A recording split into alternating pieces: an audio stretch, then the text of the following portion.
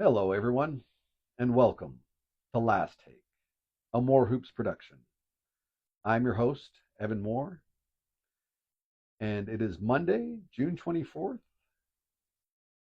the birthday of JJ Redick, and we just made it official with his press conference today. How's that for a 40th birthday present? You get to be coach of the Los Angeles Lakers.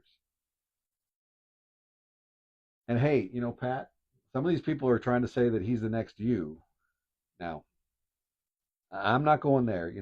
I laugh at that stuff, but like, yeah, we're not going there. When as soon as JJ's won his 5 chips, then we can have that discussion about him being the next guy. Let's not jump the gun here, people. But anyway, man, what a press conference! What a press conference! I mean, he told us exactly what we wanted to hear, and I mean, just so refreshing, so incredibly refreshing. Like, I don't think I've seen a press conference like that with a coach where he's that willing to be that real and that candid. Like, most coaches, you know, will come out and just give you the coach speak and the bullshit. I don't know how many of you remember Darvin's press conference from a couple years ago.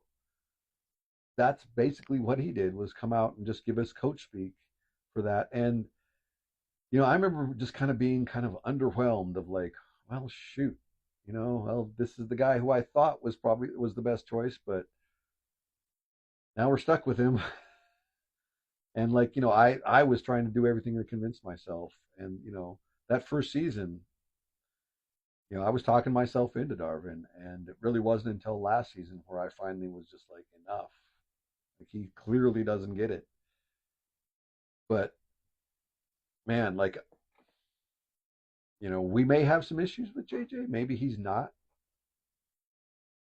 our next legacy coach or whatever. But like, I feel like already he's a huge, huge upgrade over Darvin Ham.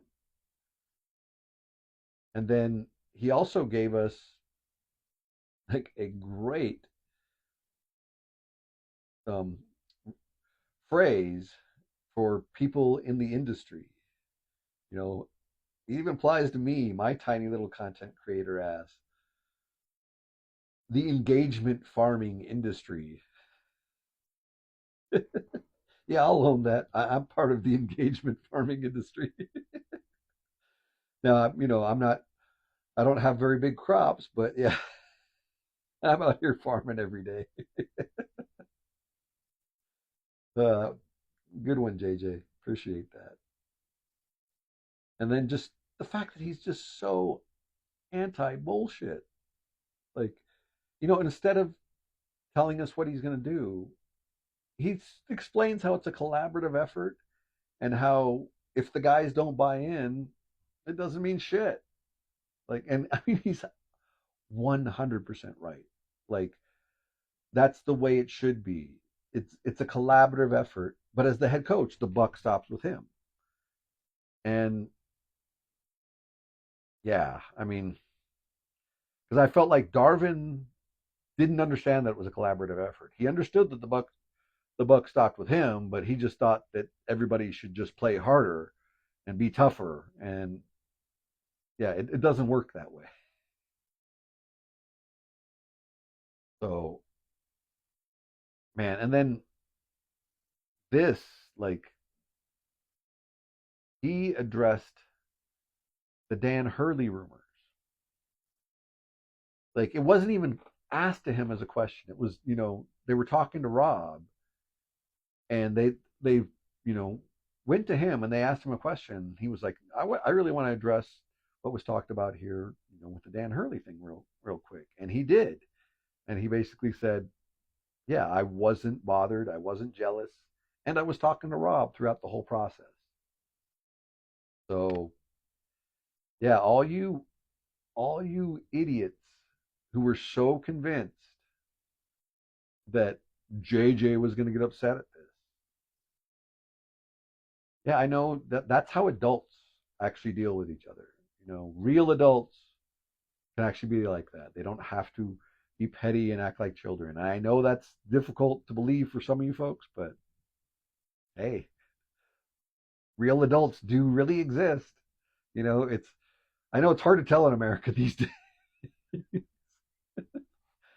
Don't get me wrong, I don't blame any of you for that because like I said, it's getting pretty hard to tell these days. But yeah, adults do really exist out there in the world. They really do. And then he even addressed about the fact that he might coach summer league, which has got me extra hyped because like we might get a taste to see what he's like here in summer league and just see how the guys respond and just see what he's doing scheme wise. And yeah, I'm super stoked at that. And you know, thank you, Steve Kerr, for setting the precedent for that. Because like, yeah, just pretty awesome to be able to possibly see him in action before October. You know, yeah, I can't wait for that, man. And then he had an incredibly poignant quote that actually I want to read to you verbatim here. And it's this: the pursuit of greatness can't be miserable.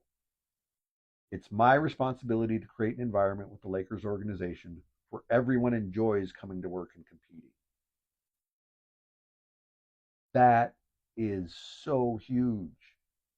Like, I don't know how many of you have ever worked a job doing something that you enjoyed doing, but like either the people you worked with were difficult or the environment you worked in was difficult or it was just a miserable experience every day for one reason or another, and not because what you were doing wasn't enjoyable, it was because the environment wasn't enjoyable. That like that is so huge because there are so many coaches, bosses, managers all across America who don't understand that simple concept. Like, it shouldn't be miserable every day. Like, you should want to be here. Like, freaking amazing. Like, and it's really sad that more folks aren't like this, but thank you for being like this, JJ. Like, yeah, a lot of us Laker fans are getting really, really excited right now. It's really cool. And then I also want to give a special shout out to Claire DeLune because she asked the best question and got the best, most iconic response that we will remember as Lakers Nation probably for the rest of time. And we're going to use this on Twitter over and over and over again, I'm sure.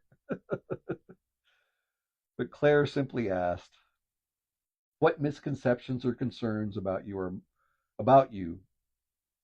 are you most looking forward to dispelling?" And his answer is the best. His answer was, "I don't give a fuck." Because he's not trying to dispel any of these things. He's just trying to be our fucking coach. Like, thank you, Claire. Thank you, Claire. Like that like I was already stoked, but that like actually made me jump out of my chair and like clap a little bit. I was like, yes, yes. I don't give a fuck.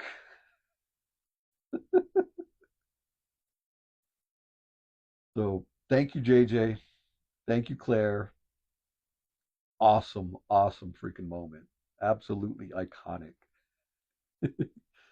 You are etched in Lakers history now, both of you. And JJ, man, we are really, really looking forward to this, man. Thank you for saying yes. Thank you for not being afraid of the challenge. And thank you for being real. And that means a lot. You know, I don't think I can put it into words how much.